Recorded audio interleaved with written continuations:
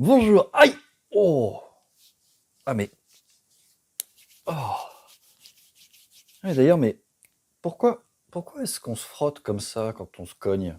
Pourquoi est-ce qu'on se frotte vigoureusement? Et d'ailleurs, mais qu'est-ce que ça a à voir avec la sexualité?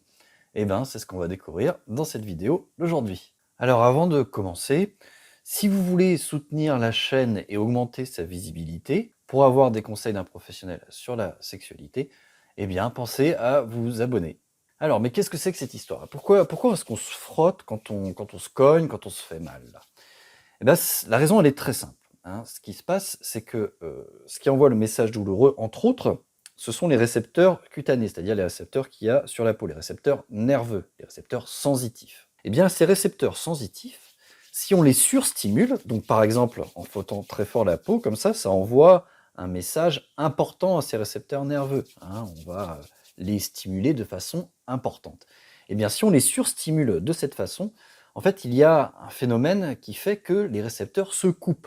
Ils n'envoient plus le message nerveux au cerveau. Et donc, si on s'y fait mal au niveau de la peau en se cognant, par exemple, et qu'on n'envoie plus ce message nerveux, une partie de la douleur, une grande partie de la douleur, va disparaître. Donc en fait, le fait de se frotter comme ça, de se frotter rapidement la peau, c'est une technique rudimentaire pour anesthésier, tout simplement, la zone visée.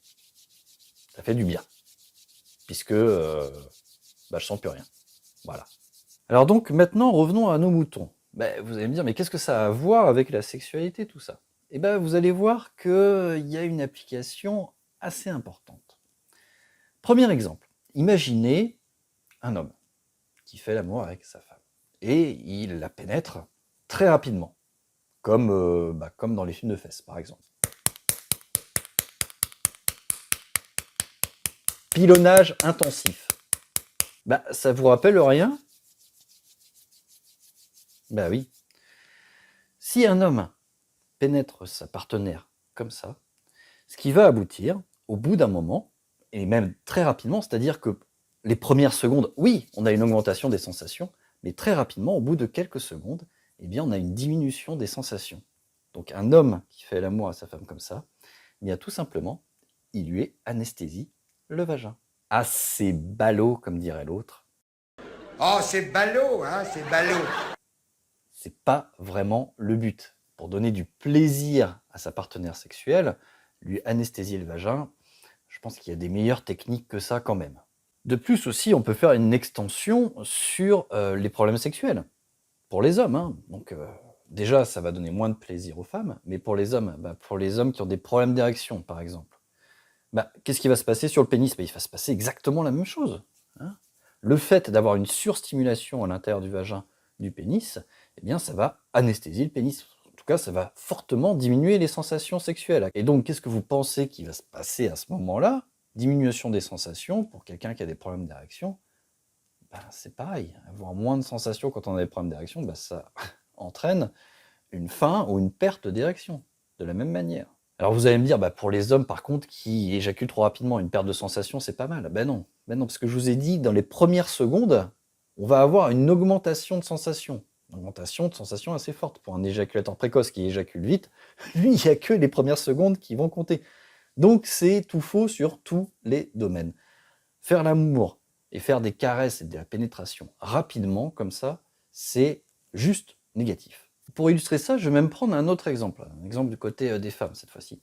Souvent, il arrive dans mon cabinet que je reçoive des femmes qui me disent j'arrive pas à atteindre l'orgasme, ni avec mon partenaire, et là, ces derniers temps, toute seule, ça devient très difficile, voire impossible.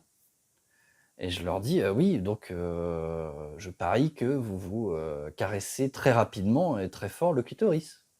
Et donc, de grands yeux, je dis oui, effectivement, j'aime bien quand ça va vite et que ça va fort. Alors, je ne suis pas devin, hein, mais c'est 9 fois sur 10, c'est à cause de ça, d'accord? C'est-à-dire que là, on va avoir une stimulation du clitoris, hein, des femmes qui vont se masturber comme ceci, quoi. Allez, le plus vite possible, et en appuyant bien fort.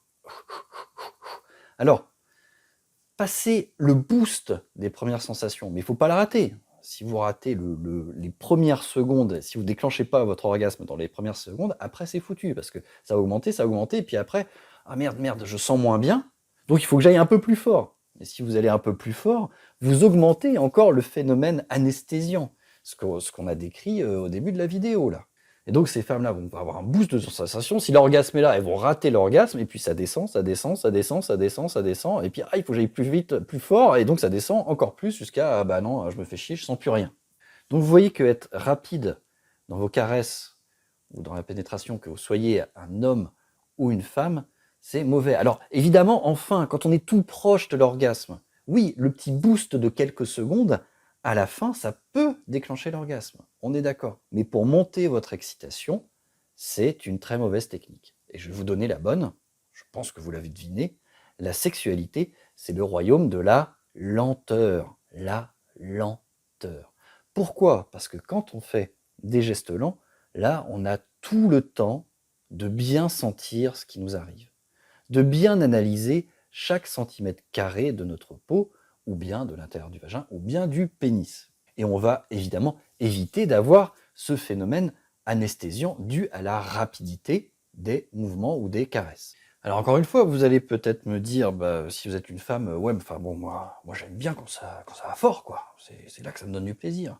Ou bien si vous êtes un homme, vous allez me dire peut-être, bah ouais, moi, ma partenaire, elle aime quand ça va fort. Oui, oui, d'accord. Mais c'est pas quand ça va vite. C'est pas quand ça va vite que les femmes aiment. Elles aiment que ce soit intense. Et c'est pas du tout la même chose.